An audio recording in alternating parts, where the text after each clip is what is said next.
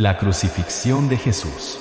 El misterio oculto y las conspiraciones divinas. La crucifixión de Jesús de Nazaret es, sin duda, uno de los eventos más documentados y debatidos de la historia. Sin embargo, bajo la superficie de los evangelios, algunas sombras y cabos sueltos sugieren que esta historia podría ser mucho más compleja de lo que aparenta. ¿Fue la crucifixión simplemente un acto de injusticia humana? ¿O estuvo orquestada desde las alturas por un propósito mayor? ¿Qué secretos se esconden detrás de los líderes religiosos, los romanos y hasta los discípulos que presenciaron este evento?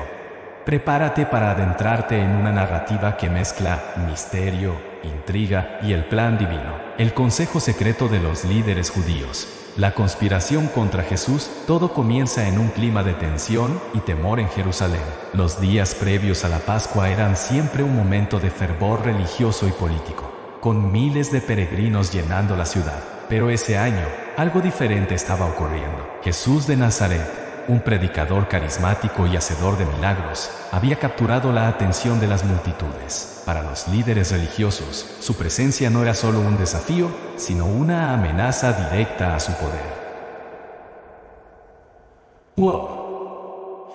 Y se reunieron los principales sacerdotes y los escribas con los ancianos del pueblo, al patio del sumo sacerdote, llamado Caifás, y tuvieron consejo para prender con engaño a Jesús y matarle. Mateo 26, 3, 4. Este consejo secreto no fue una reunión ordinaria. Era un encuentro cargado de conspiración, miedo y cálculo político. Caifás, el sumo sacerdote, lideró las deliberaciones, consciente de que cualquier acción contra Jesús debía ser planeada cuidadosamente para evitar un levantamiento popular. La pregunta que surge es, ¿qué llevó a estos hombres, guardianes de la ley y la tradición, a unirse en un complot contra un hombre que predicaba el amor, el perdón y la reconciliación? Una amenaza al poder religioso en primer lugar. Jesús no solo desafiaba la autoridad religiosa, sino que también exponía su hipocresía. En múltiples ocasiones, Jesús confrontó a los fariseos y saduceos, denunciando sus prácticas y enseñanzas. ¡Ay de vosotros, escribas y fariseos, hipócritas! Porque sois semejantes a sepulcros blanqueados, que por fuera, a la verdad, se muestran hermosos, mas por dentro están llenos de huesos de muertos y de toda inmundicia. Mateo 23, 27. Estas palabras no solo eran humillantes, ponían en riesgo la credibilidad de estos líderes ante el pueblo. Además, Jesús hablaba con una autoridad que no provenía de las estructuras religiosas tradicionales. No era un sacerdote del templo, ni un escriba instruido en las escuelas rabínicas. Sin embargo, sus enseñanzas resonaban con una verdad que cautivaba a las multitudes. Esto representaba una amenaza directa al control que los líderes religiosos ejercían sobre el pueblo a través de la interpretación de la ley. El temor a una rebelión. Los líderes también temían que Jesús pudiera provocar una revuelta contra Roma. Aunque Jesús nunca abogó por la violencia, su creciente popularidad alarmó a las autoridades religiosas, que dependían de mantener una relación estable con el Imperio Romano. Cualquier movimiento masivo en apoyo de Jesús podría haber sido interpretado por los romanos como un intento de insurrección, poniendo en peligro no solo la seguridad de la ciudad, sino también la posición de los líderes religiosos como intermediarios entre Roma y el pueblo judío. La entrada triunfal de Jesús en Jerusalén, montado en un asno y recibido con ramas de palma, solo intensificó estos temores. Hosana al Hijo de David. Bendito el que viene en el nombre del Señor. Mateo 21:9. Para las multitudes, esta escena evocaba la llegada de un rey mesiánico, pero para los líderes religiosos era una señal de que el control sobre el pueblo se les estaba escapando. ¿Un secreto más profundo? Sin embargo, algunos teólogos y estudiosos han planteado que los líderes religiosos temían algo más que la pérdida de su poder político y religioso. ¿Y si Jesús revelaba secretos sobre la verdadera naturaleza de Dios y del templo que ellos no querían que el pueblo conociera? Cuando Jesús dijo, «Destruid este templo, y en 3 días lo levantaré», Juan 2:19, los líderes se escandalizaron. Aunque Jesús hablaba del templo de su cuerpo, esta declaración fue interpretada como una amenaza directa al templo físico. el corazón del culto judío. El templo no era solo un lugar de adoración, era también un símbolo de poder, riqueza y control. Si Jesús desacreditaba su importancia o revelaba su temporalidad, los líderes religiosos perderían su influencia sobre el pueblo. Esto podría explicar por qué estaban dispuestos a actuar rápidamente y con tanta severidad para silenciarlo. El consejo en la sombra, la reunión en el patio de Caifás, fue un movimiento calculado. Un momento de conspiración en el que estos hombres decidieron sacrificar a Jesús para preservar su autoridad. Pero incluso en este acto de traición, se vislumbraba el cumplimiento de un propósito mayor. Caifás mismo lo expresó, aunque sin comprender plenamente sus palabras: nos conviene que un hombre muera por el pueblo, y no que toda la nación perezca.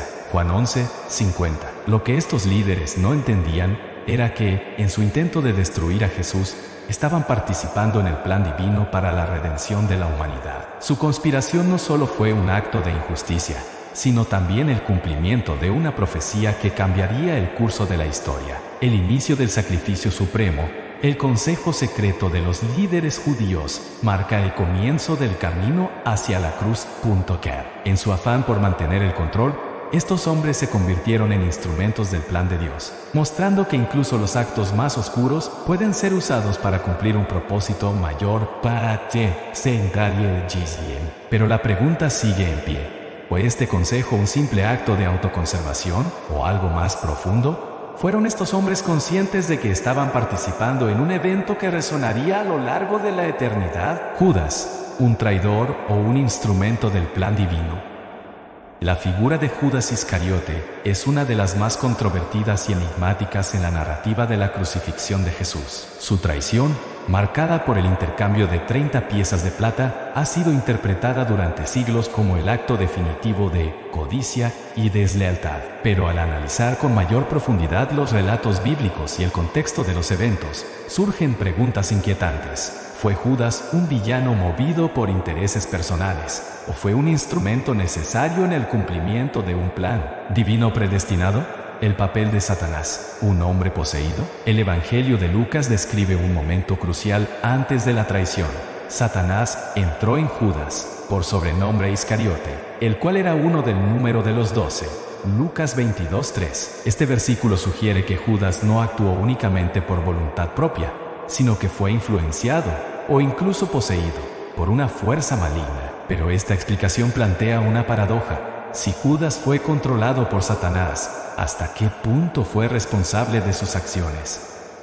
¿Fue su libre albedrío suprimido o permitió conscientemente que esta influencia lo guiara? Es importante destacar que Jesús, plenamente consciente de lo que Judas iba a hacer, no lo rechazó ni lo excluyó del círculo íntimo de los 12 apóstoles. En la última cena, Jesús afirmó: de cierto os digo. A pesar de esta declaración, Judas permaneció en la mesa, participó en la comida y recibió un pedazo de pan directamente de Jesús.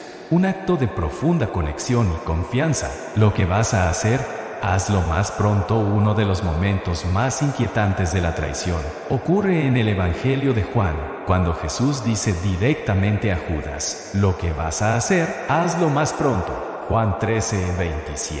Estas palabras son desconcertantes. Jesús no intenta detener a Judas, ni lo confronta de manera agresiva. En cambio, parece aceptar lo inevitable, casi instando a Judas a cumplir su papel. Esto plantea la pregunta: ¿estaba Judas simplemente cumpliendo una función dentro del plan divino? Si es así, ¿puede ser considerado culpable de su traición? Jesús sabía desde el principio quién lo traicionaría. Jesús les respondió: ¿no os he escogido yo a vosotros los 12, y uno de vosotros es diablo? Juan 6:70. Esta declaración, hecha mucho antes de la traición, refuerza la idea de que Judas fue elegido no a pesar de su traición, sino precisamente por ella. Su papel, aunque oscuro y doloroso, era esencial para que se cumpliera la profecía. El precio de la traición, las 30 piezas de plata. El pago de 30 piezas de plata a Judas es un detalle cargado de simbolismo. En el libro de Zacarías, este mismo monto es mencionado en un contexto profético: y me pesaron por mi salario 30 piezas de plata.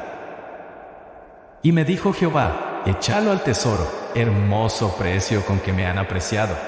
Zacarías 11, 12, 13. Este paralelismo sugiere que el acto de Judas no fue una coincidencia, sino el cumplimiento de una profecía escrita siglos antes. Sin embargo, el valor de estas monedas, que representaba el precio de un esclavo en la época, también subraya la humillación de Jesús. Para Judas, ¿fue este pago suficiente para justificar su traición o fue solo un símbolo de algo más profundo? Algunos estudiosos sugieren que Judas no estaba motivado únicamente por el dinero, sino por una desilusión con Jesús, quien no cumplía las expectativas de un Mesías guerrero que liberaría a Israel del dominio romano. ¿Un instrumento del cielo o del infierno? La relación entre Judas y Jesús es más compleja de lo que parece a simple vista. Aunque Judas fue influenciado por Satanás, su traición también cumplió un propósito divino. Jesús mismo dijo: "El Hijo del Hombre ciertamente va, según está escrito de él, pero ay de aquel hombre por quien el Hijo del Hombre es entregado. Bueno le fuera a ese hombre no haber nacido". Mateo 26, 24. Este versículo encapsula la dualidad de Judas. Fue un agente necesario en el plan de redención, pero también cargó con la responsabilidad de su elección.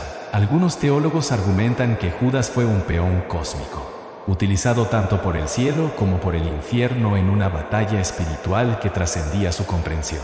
Su traición desencadenó los eventos que llevaron a la crucifixión, pero también a la resurrección y la redención de la humanidad. En este sentido, Judas no fue simplemente un traidor, sino una figura trágica atrapada en el centro de un plan más grande de lo que podía comprender. El remordimiento y el fin de Judas. Después de traicionar a Jesús, Judas experimentó un remordimiento profundo. Entonces Judas, el que le había entregado, viendo que era condenado, devolvió arrepentido las 30 piezas de plata a los principales sacerdotes y a los ancianos. Mateo 27:3. Su acto de devolver el dinero sugiere que, al menos en parte, entendió la magnitud de lo que había hecho. El final de Judas plantea preguntas difíciles sobre la misericordia de Dios. ¿Podría Judas haber sido perdonado si hubiera buscado la redención? ¿Fue su destino sellado desde el principio?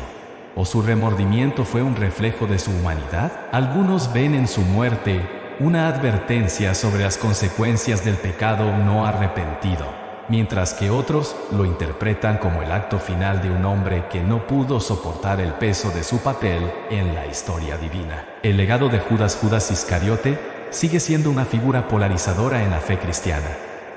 Su traición es vista como un acto de maldad, pero también como una pieza crucial en el rompecabezas de la salvación.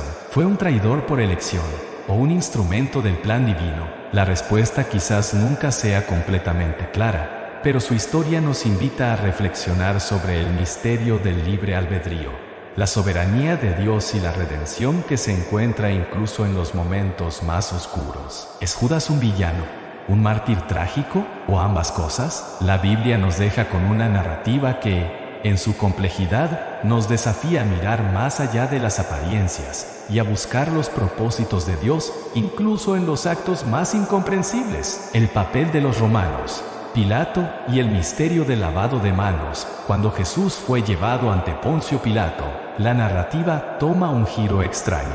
Pilato, el gobernador romano, parecía tener dudas significativas sobre la culpabilidad de Jesús. Pilato les dijo: ¿qué pues haré de Jesús llamado el Cristo? Todos le dijeron: sea crucificado. Mateo 27:22. A pesar de la insistencia de la multitud, Pilato se lavó las manos como señal de que no encontraba culpa en él. ¿Por qué un gobernador romano, conocido por su dureza, mostraría tal indecisión frente a un prisionero aparentemente insignificante? Algunos documentos históricos sugieren que Pilato había recibido advertencias, incluso de su esposa, sobre la inocencia de Jesús. No tengas nada que ver con ese justo, porque hoy he padecido mucho en sueños por causa de él. Mateo 27:19. ¿Fueron estos sueños simples premoniciones o señales divinas que intentaban influir en el destino de Jesús? Además, se dice que el cartel colocado sobre la cruz, Jesús Nazareno, Rey de los Judíos, Juan 19:19, fue un acto deliberado de Pilato para desafiar a los líderes judíos. Podría haber habido una agenda oculta detrás de la crucifixión, una lucha de poder entre los romanos y los judíos que trascendía lo que los evangelios nos cuentan. La oscuridad y el terremoto, un fenómeno natural o sobrenatural. El momento exacto de la muerte de Jesús estuvo acompañado de eventos que dejaron perplejos a todos los testigos. Desde la hora sexta hubo tinieblas sobre toda la tierra hasta la hora novena. Y he aquí, el velo del templo se rasgó en dos, de arriba a abajo, y la tierra tembló, y las rocas se partieron. Mateo 27, 45. 51. Las tinieblas y el terremoto son fenómenos que han sido interpretados de varias maneras. ¿Cómo? Algunos científicos han intentado explicarlos como un eclipse o un terremoto común, pero los detalles bíblicos los sitúan como algo mucho más significativo. El velo rasgado del templo, por ejemplo, simbolizaba la ruptura entre Dios y los hombres, indicando que el acceso a lo divino ya no estaba limitado. Sin embargo, algunos creen que estos eventos también tenían un mensaje oculto, un recordatorio de que la crucifixión de Jesús no era simplemente un castigo, sino el clímax de un conflicto cósmico entre el bien y el mal. La resurrección. La última pieza del rompecabezas. El tercer día después de la crucifixión, el misterio alcanza su punto más alto. No está aquí, pues ha resucitado, como dijo Mateo 28:6. La resurrección de Jesús no solo desafió las leyes de la naturaleza, sino que también desató una serie de preguntas que siguen sin respuesta. ¿Cómo pudo su cuerpo desaparecer bajo la estricta vigilancia de soldados romanos? ¿Por qué los líderes religiosos no pudieron producir el cuerpo para sofocar el movimiento que se expandía rápidamente? Algunas teorías de la conspiración sugieren que incluso los romanos o los líderes religiosos pudieron haber estado involucrados en encubrir la resurrección. Sin embargo, la narrativa bíblica apunta a algo mucho más profundo. Un evento que no pudo ser controlado ni manipulado por ninguna fuerza terrenal. El misterio perdura. La crucifixión de Jesús no es solo una historia de sufrimiento y redención. Es un rompecabezas lleno de conspiraciones, agendas ocultas y manifestaciones sobrenaturales. Cada actor en esta narrativa, desde Judas hasta Pilato, parece haber jugado un papel necesario en un plan más grande que ellos mismos no comprendían completamente. ¿Fue la crucifixión una conspiración divina cuidadosamente orquestada desde antes de la creación del mundo?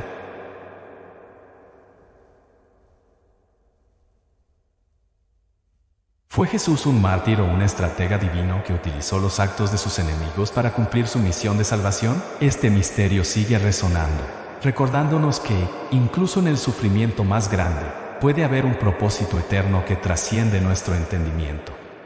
¿Y tú? ¿Qué crees que se esconde detrás de la crucifixión de Jesús?